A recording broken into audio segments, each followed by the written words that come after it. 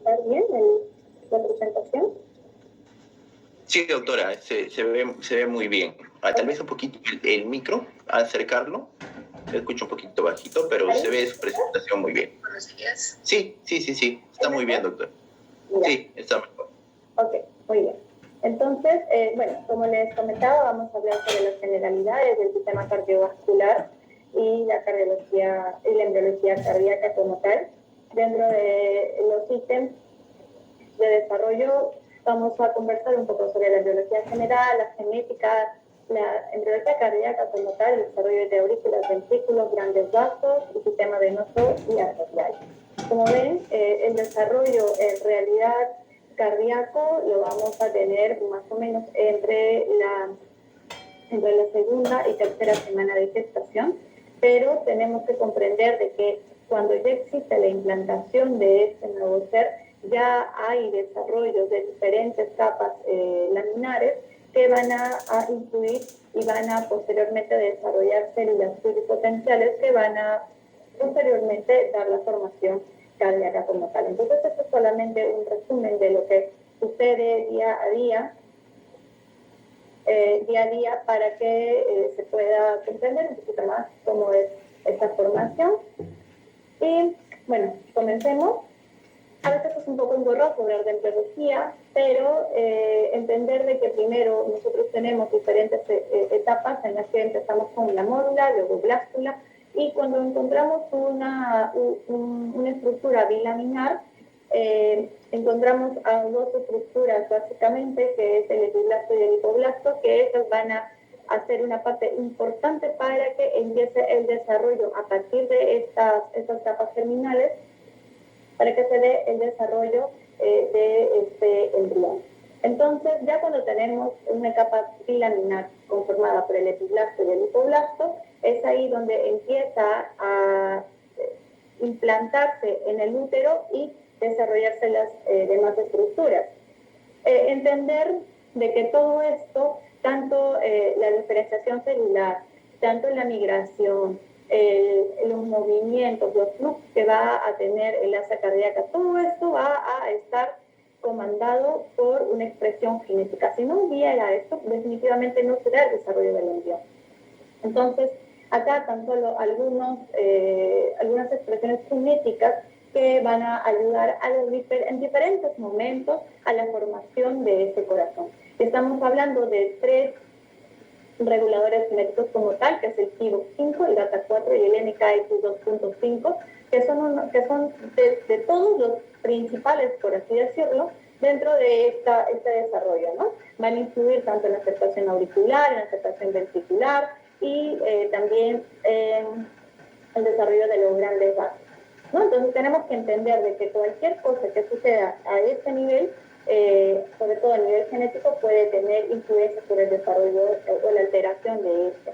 Entonces nosotros, como les comentaba, en la etapa de blastocisto es donde se implanta este ser y entendemos de que tenemos 2 capas, la capa que señalo, que es una capa cilíndrica, que es el epiblasto, es una de las principales que va a dar posteriormente a las 3 láminas, que van a ser el ectodermo, mesodermo y endodermo, que al final van a confluir en el desarrollo cardíaco como tal del hipoblasto, que son células cuboides que están en relación con la cavidad al saco vitelino, y el epiblasto en continuidad con la cavidad amniótica.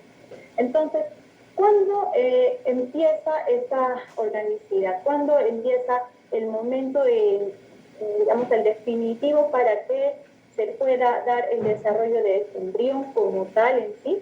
Y es más o menos entre la segunda y la tercera semana, donde este embrión, que es bilaminar, va a convertirse en un embrión trilaminar. Es decir, este epiblasto se va a empezar a diferenciar en el ectodermo, que sería la región más dorsal, mesodermo y endodermo, que sería la región más ventral, y el hipoblasto, que posteriormente va a ser desplazado y diferenciado como tal, ¿no? Entonces, lo importante a este nivel es de que en este momento, cuando se empieza a diferenciar estas capas, es llamada la gastrulación, y es el inicio de la organicidad, que acá empieza la formación de los órganos como tal. Y esto se da entre la segunda y la tercera semana, como lo vuelvo a repetir. ¿Y por qué es importante esto? Porque probablemente si fuera un embarazo planificado, pues tenemos ciertos cuidados, pero hay muchas mujeres que probablemente no están enteradas que están embarazadas entre la segunda y tercera semana, y es un momento imprescindible para el desarrollo del embrión, no solamente el desarrollo cardíaco, sino el desarrollo de todas las estructuras del cuerpo humano como tal. Entonces, si exponemos el cuerpo a algunos factores que pueden influenciar por el desarrollo o el buen desarrollo de este feto, pues vamos a tener algunas consecuencias a nivel cardíaco, a nivel neurológico, entre otros. Entonces, la vasculación va a comenzar con la formación de estas 3 capas, y es así que la línea primitiva se va a originar por desplazamiento de estas células epiblásticas. Recordemos de que esta región del ectodermo va a empezar a migrar, por expresión genética, va a empezar a migrar y va a formar va a tener movimiento convergente, de tal forma que va a generar como una línea primitiva. Y vemos acá como el movimiento de estas células va a generar una especie de surco, que posteriormente, acá lo vemos como línea primitiva, y va a posteriormente generar un nodo primitivo. Entonces va a tener un mayor movimiento a medida que van pasando los días, se va formando una línea mucho más pronunciada, y ya las 3 capas que empiezan a diferenciarse mucho más. Incluso el mesodermo, que estaría en esta región de la parte media, va a comenzar a diferenciarse también mesodermo axial, mesodermo lateral, que ya lo vamos a ver posteriormente. Entonces, lo que quiero que nosotros hagamos el máximo uso de nuestra imaginación para poder entender este desarrollo. Entonces, esta sería la región dorsal, la región ventral, y la formación de esta línea primitiva en los primeros momentos. Y eso es importante conocerlo porque nos va a ayudar a determinar cuáles son los polos. Vamos a encontrar un polo craneal, un polo cefálico, un polo caudal, un lado derecho y un lado izquierdo. También una región dorsal y una región ventral. Esta es una imagen que imaginemos que estamos viéndolo por encima, por así decirlo, para que podamos entender más o menos cómo es la formación. Acá entonces, esta sería la línea primitiva, que estaría en relación con el amnios, y por debajo sería el saco uterino.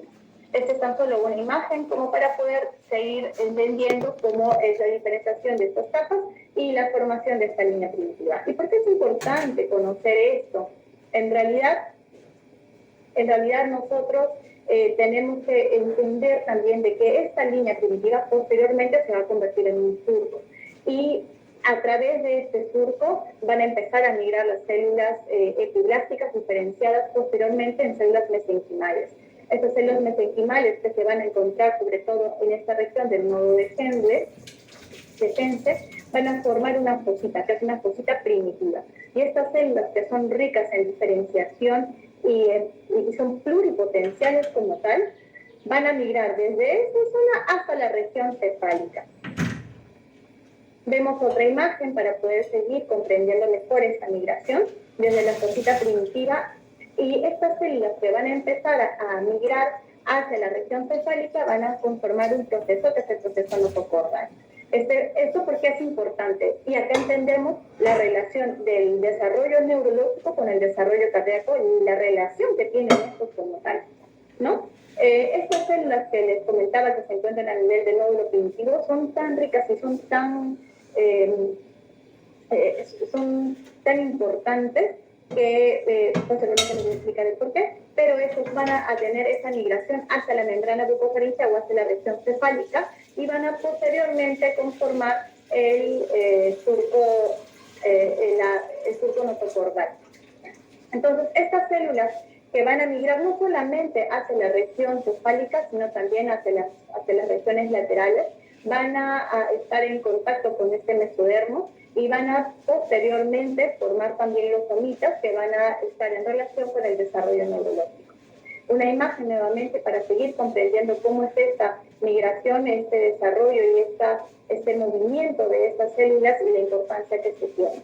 Entonces hablábamos que el mesodermo no solamente, a las células del mesodermo no solamente se van a diferenciar o van a migrar hacia la parte cefálica, sino también hacia la parte lateral, conformando el mesodermo axial, que está en relación con la notocorda, el mesodermo lateral con la pared postural, entre otros. Entonces ya estamos casi en el día 19, entrando a la semana, o saliendo ya de la semana tercera. Ya vemos de que existen células a este nivel, de que ya empiezan a tener una expresión cardiológica, o ya van a estar diseñándose para formar el corazón como tal, pero a la vez también existe la formación de la notocorda, y volvemos a recalcar lo mismo, porque es la importancia de saber esto. Primero, saber que la notocorda son células que se van a tener una prolongación cefálica. Estas van a provenir de las células epiplásticas, son tan solo células diferenciadas, y se van a imaginar en esto lo que llamamos cosita primitiva, ¿no? Este es un corte transversal.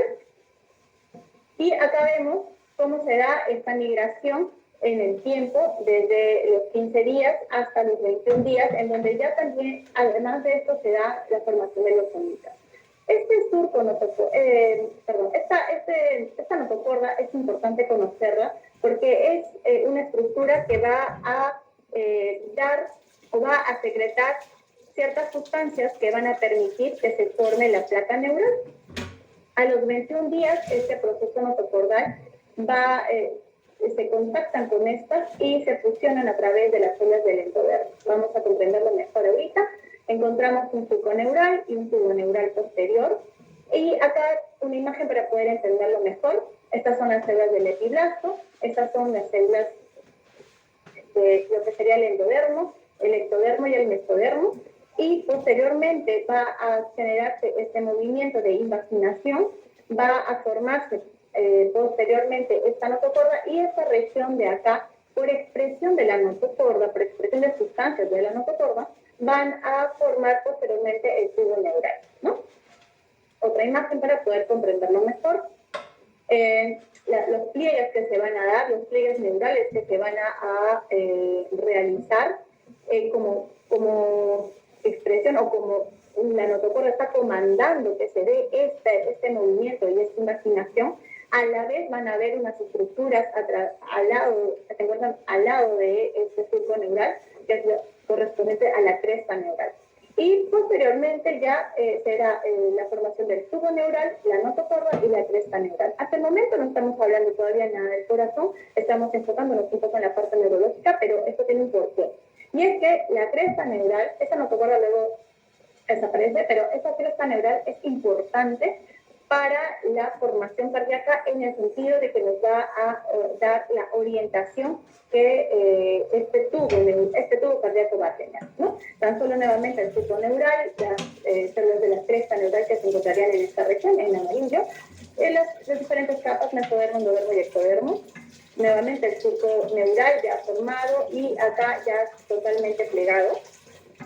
Entonces, esta formación y este plegamiento que se va a dar de forma simultánea va a ser dado, de manera simultánea va a ser dado a través o dirigido hacia la parte craneal y hacia la parte caudal. Como vemos, se forman dos neuropolos, un neuropolo anterior y un neuropolo posterior. Esto sería una vista dorsal y esta es una vista ventral, que si nosotros nos orientamos, si nos imaginamos, que va abrazando toda esta región de células epiplásticas ya diferenciadas, van a empezar a notarse las diferentes zonas: el intestino posterior, el intestino anterior y la parte importante, que es la que nos llama la atención, que es la región cardíaca, ¿no?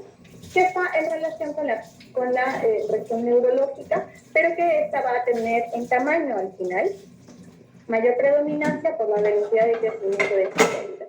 Entonces vemos cómo se va a dar este movimiento del embrión, una región que al inicio es totalmente plana, pero por estos movimientos y estas migraciones celulares y el crecimiento también de estas células, la parte neurológica o la parte neural, que debería ser la región cefálica, va a abrazar a esta región cardíaca.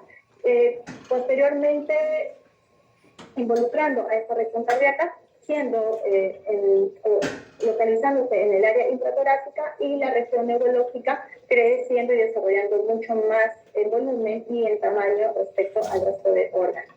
Tan solo para volver a mencionar las diferentes estructuras que van a conformar el sistema cardiovascular. Estamos hablando del mesodermo esplácnico, el paraxial, las células de la cresta neural, que van a ser parte importante en el desarrollo de esta. Entonces, y ahora sí hablamos de la formación cardíaca como tal. Hablábamos de que cuáles son desde las regiones laminares importantes para el desarrollo de esto, el epiblasto, y de ahí va a desarrollarse el hipodermo, mesodermo y el ectodermo. Cada una va a tener células que van a diferenciar algunas estructuras, como por ejemplo las células del mesodermo nos van a ayudar a conformar los islotes sanguíneos. Islotes sanguíneos, que si nosotros hacemos un corte transversal, más o menos a los 19, 20 días, vamos a encontrarlo de esta forma. Estos islotes, posteriormente, por este movimiento y este movimiento convergente de las estructuras, van a fusionar. Se fusionan y forman un tubo en forma de herradura. Ya, acá tenemos nuevamente las imágenes para que lo podamos entender mejor. Como les comentaba, al principio es una estructura totalmente lineal, pero luego, por el crecimiento y desarrollo de las células, van a tener el movimiento tanto cefalocaudal como lateral. Entonces, en esta región se encontrarían lo que correspondería a la región bucofaringea, y esta es la región caudal. Y acá tenemos la cavidad pericárdica, que se ha ido conformando por los islotes sanguíneos que ya hemos mencionado. Estos islotes, a medida que van pasando las horas y los días, van creciendo, van desarrollándose y se van uniendo.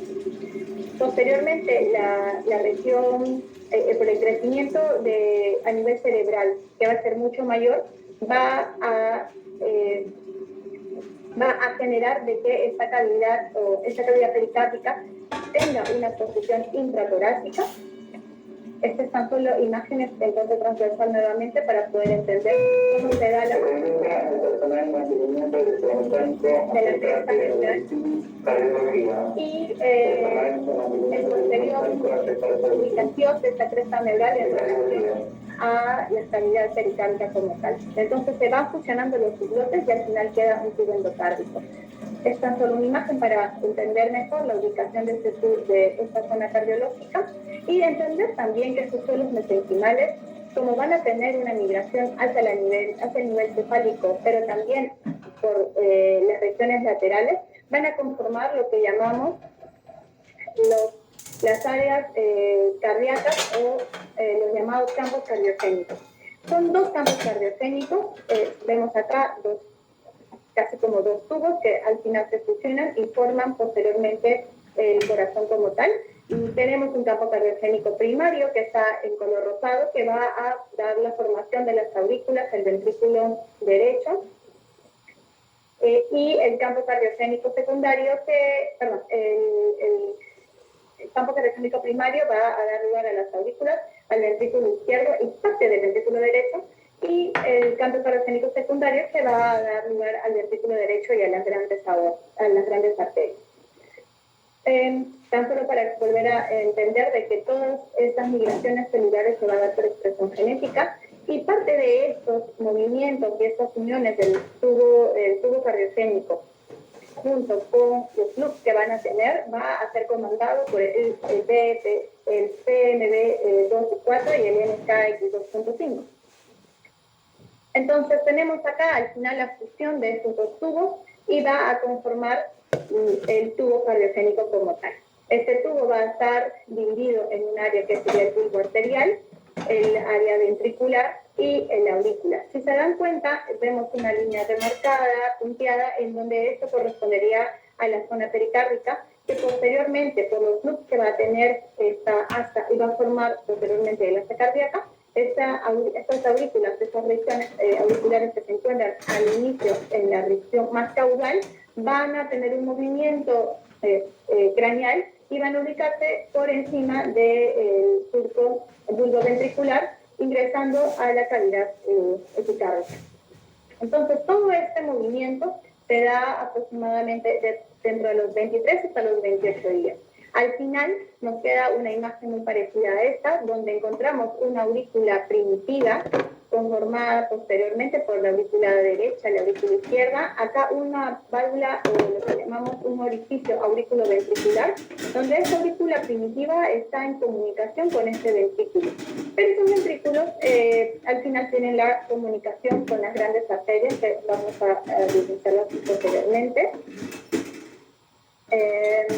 Esta es tan solo una imagen para que podamos entender la función de los tubos cardiogénicos, en donde va esta función que se da de forma progresiva, va a tener las tres regiones que les mencioné, el bulbo, la región ventricular y la auricular, con la asociación de sistemas venosos y arteriales. Acá se va a dar el loop, donde la región ventricular va a irse hacia la región caudal, las aurículas van a tomar una posición mucho más craneal, van a dar un giro casi entre 60 y 90 grados, y estos posteriormente se van a ubicar en una región superior dentro del epicardio y en continuidad con la zona ventricular. Estas son solamente imágenes en un corte coronal también y en un corte sagital, perdón, en un corte transverso, en donde vemos de que las aurículas encuentran en posición superior, ventrículos hacia abajo, en conexión con las grandes arterias. Nuevamente, expresiones genéticas que nos van a ayudar a comprender de que los diferentes campos cardiogénicos que se han formado han ayudado en la conformación de estas estructuras cardíacas como tal. ¿No? Los loops que acabamos de comentar, donde la aurícula primitiva, mediante un canal auriculoventricular, se comunica con estos ventrículos. Estos ventrículos todavía no están septados, tampoco las aurículas, y este orificio que comunica ambos ventrículos lo llamamos orificio bulboventricular. Este ventrículo derecho se encuentra casi en contacto con todo el tracto de salida, y estamos hablando acá que se encontraría en contacto con la arteria pulmonar y la arteria aorta, pero que después va a tomar otro movimiento ayudado por los cojinetes endocárpicos que van a ayudar justamente a la diferenciación de estas grandes arterias. Nuevamente, las imágenes para poder comprender el bulbo arterial, luego se va a volver mucho más estrecho. Los loops que les comentaba, y por qué es importante conocer de que existe tiene que haber una íntima relación de la aurícula primitiva con este ventrículo, con estos ventrículos, y es que si existe una alteración en este movimiento o en estos loops, va a haber lo que conocemos un mal alineamiento entre el septum interauricular y el septum interventricular. Y ahí ya encontramos algunas patologías como ya lo conocemos, por ejemplo, doble vías de entradas ventriculares, doble vías en el caso de las otrencias de las válvulas, incluso cuando tenemos alteración de las trepas neurales que están en relación con la diferenciación de las grandes arterias, encontramos otras patologías como trunkus arteriosos, arcos aórticos interrumpidos, etc. Entonces, al momento de que nosotros entendemos cómo es el loop y estos movimientos de la asa cardíaca, si existiera alguna alteración en la expresión genética que indican de que el loop debe ser hacia la derecha, hacia la región caudal y luego cefálica, vamos a tener lo que conocemos como dextrocardia, donde se da la expresión o la información alterada o incluso al revés, y ahí encontramos estas patologías como tal. Entonces, en el desarrollo auricular ya más o menos tenemos idea de que ya tenemos a nuestro corazón en la cavidad torácica, ya está en la región pericárdica, pero ¿cómo se da la formación de estas aurículas? Y es acá donde hablamos de la conformación del seno venoso. El seno venoso está conformado por las venas vitelinas, la umbilical y las cardinales, que van a estar en asociación con esta aurícula que es todavía primitiva, todavía no lo estamos septando. Recordemos de que la septación auricular y la formación de estos senos venosos van a darse de forma simultánea. Lo vamos a decir de forma disgregada para que lo podamos comprender mejor, pero en realidad todo va de manera simultánea.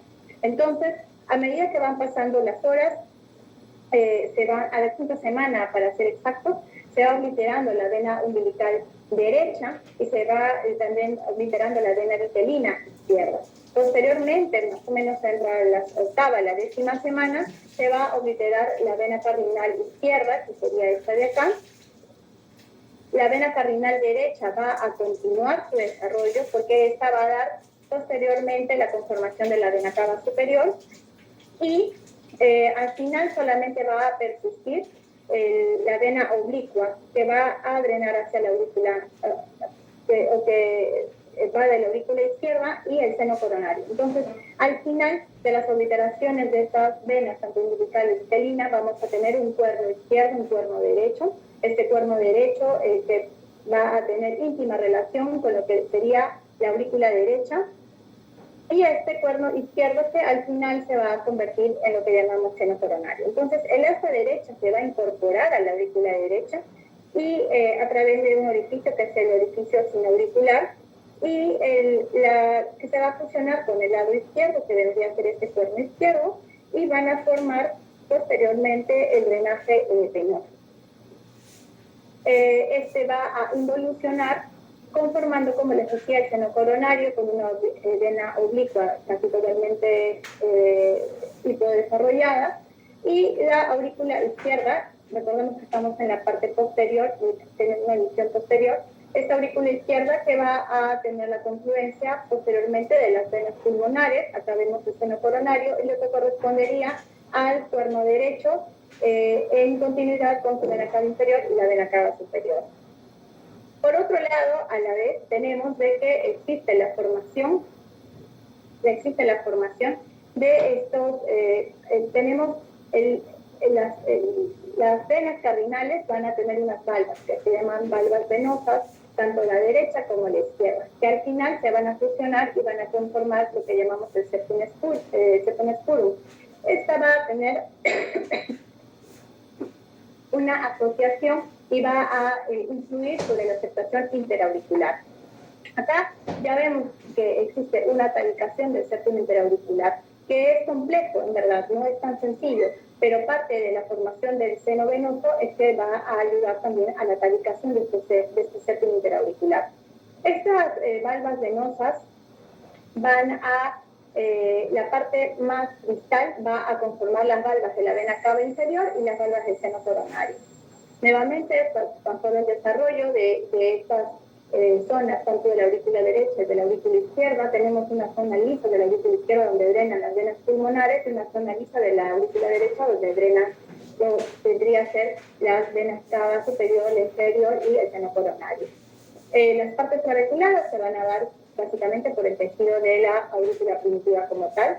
Entonces, dentro de la aceptación de interauricular, entendemos de que existe primero un septum primum que va a descender tanto de la región superior de las aurículas en forma de media luna hasta la región más caudal de estas aurículas. Tenemos dos tipos de vistas para poder entender, una anteroposterior y otra lateral. Esta vendría a ser la lateral, en donde ese septum primum va a crecer, va a desarrollar hasta encontrarse o intentar encontrarse con la parte más caudal interauricular.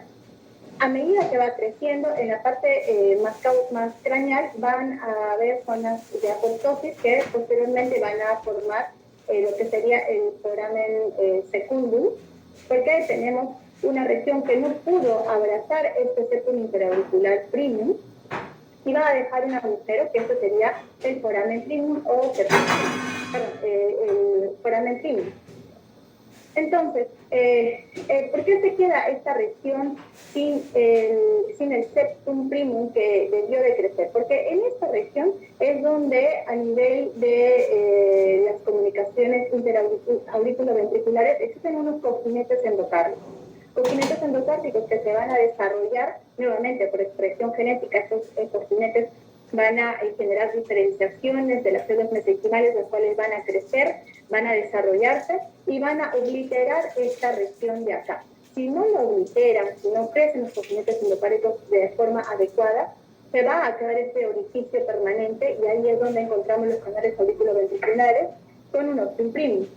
Si es que crece, esto se tapa y no pasa nada. Pero tenemos, recuerden, una región en la parte superior que por medio de apoptosis quedó con un orificio. Posteriormente viene el segundo crecimiento de un septum secundum que va a intentar abrazar, como vemos acá, y tratar de tapar este orificio que se creó inicialmente para que posteriormente sea totalmente obliterado. Entonces, si nosotros hacemos un corte a nivel coronal, vemos como acá el septum primum queda muy pequeño, parte de la región craneal, caudal del septum primum, y acá al lado se encuentra el septum secundum que intentó tapar este orificio creado por abductor.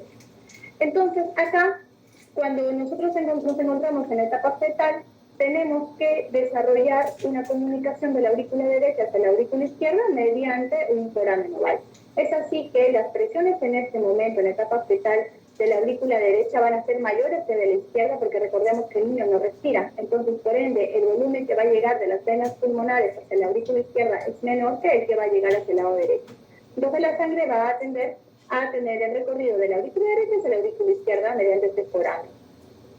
Este foramen, como lo vemos acá, tiene una especie de compuerta. Entonces, acá encontramos lo que llamamos el foramen oval, que sería esta comunicación que inicialmente se encuentra permeable y tiene que estar permeable para el desarrollo de este feto, y que después del nacimiento, cuando el niño empieza a respirar, ya se da disminución de las resistencias vasculares pulmonares, las presiones también descienden. Esto va a aumentar la presión también a nivel de la aurícula izquierda y va a tender a sellar este septum primum con su septum secundum. ¿Qué pasa si es que no se sella por completo?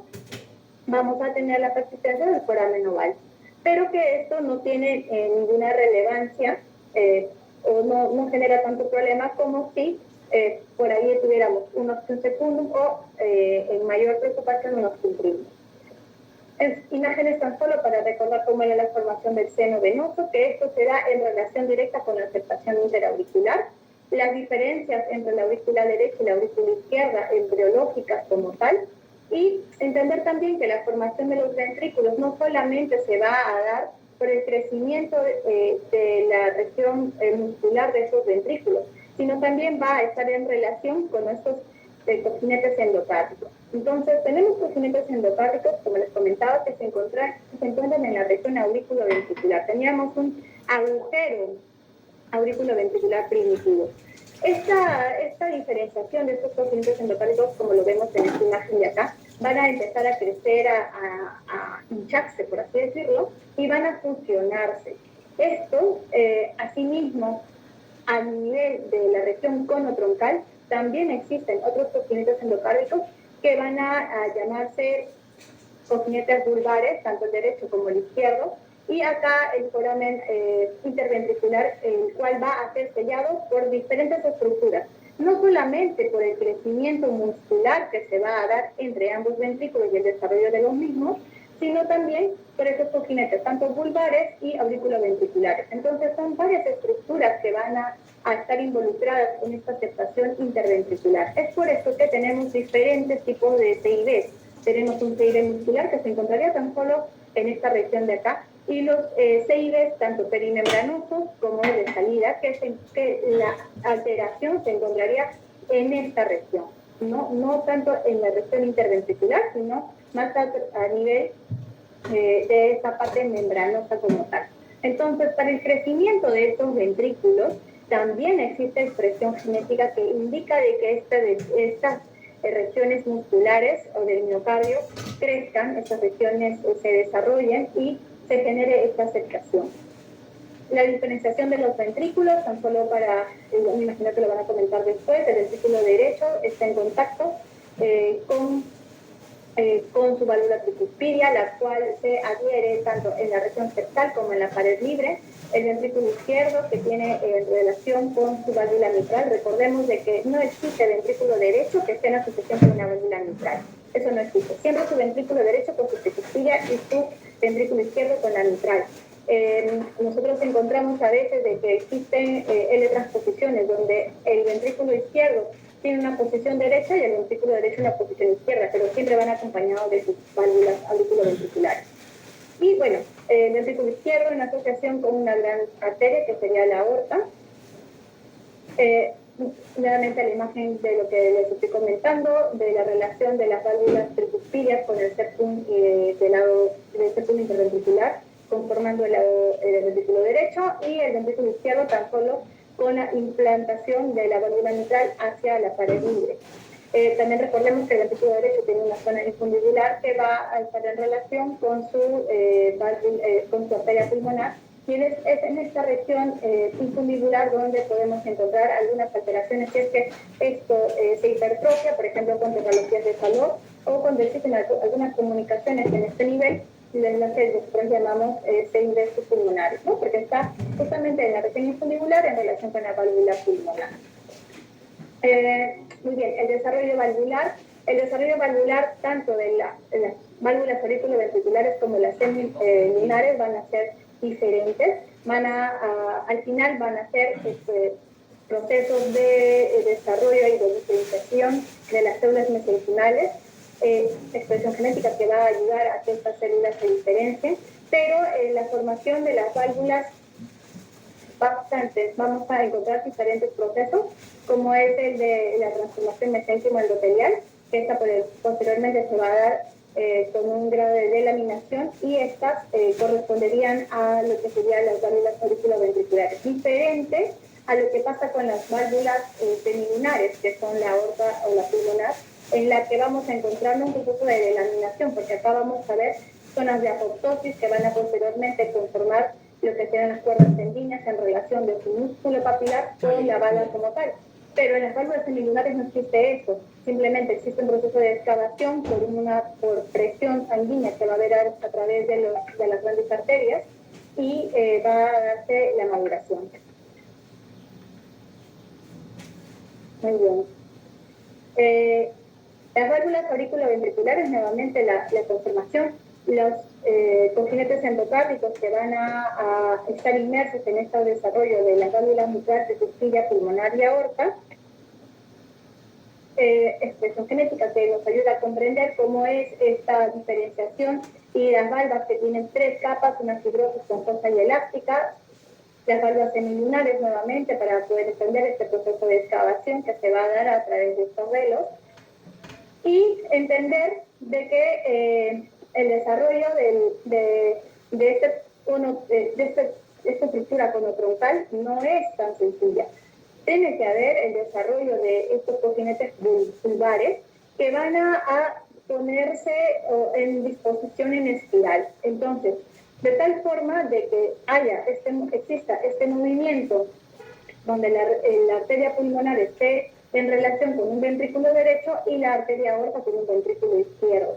Nosotros cuando abrimos el corazón lo primero que vemos es la arteria pulmonar, que es la que debería ser anterior, y posterior la arteria aorta.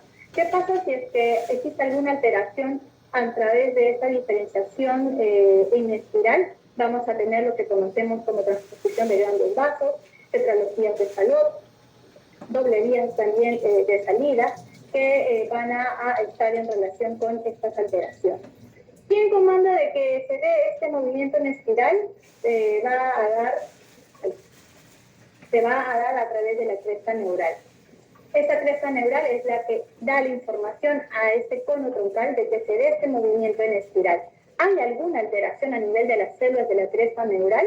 Vamos a tener probablemente alguna cardiopatía conotroncal.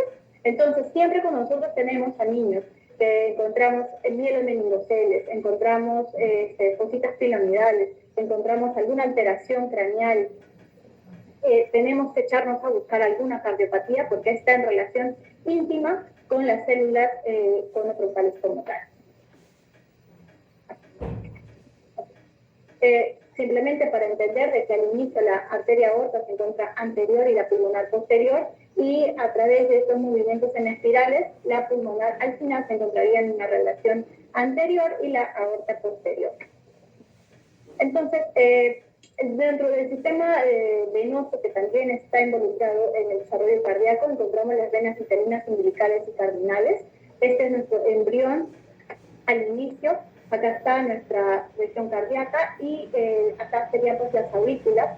Encontramos un seno, las venas cardinales anteriores, posteriores, las venas vitelinas y las venas umbilicales, que, como ya he explicado, el desarrollo de estas se van a obliterar y van a posteriormente formar la vena cava superior, pero las venas vitelinas, que también van a desarrollar la región o la porción hepatocardíaca, al final nos van a por el desarrollo de estas a generar la vena porta y la vena cava inferior.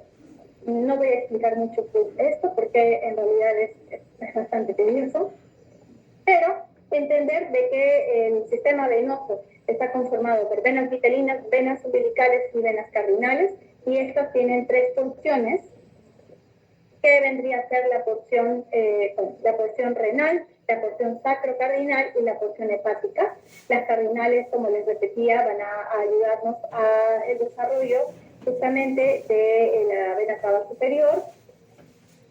Las venas cardinales que van a dar también al desarrollo y las diferentes regiones que son subcardinales, sacrocardinales y supracardinales, y estas van a ayudar al drenaje tanto de las venas de los renales, de extremidades inferiores y de las venas intercostales, ¿no? Acá las diferentes estructuras que van a ayudar al drenaje justamente de esta región torácica y de la región del hemisferio inferior.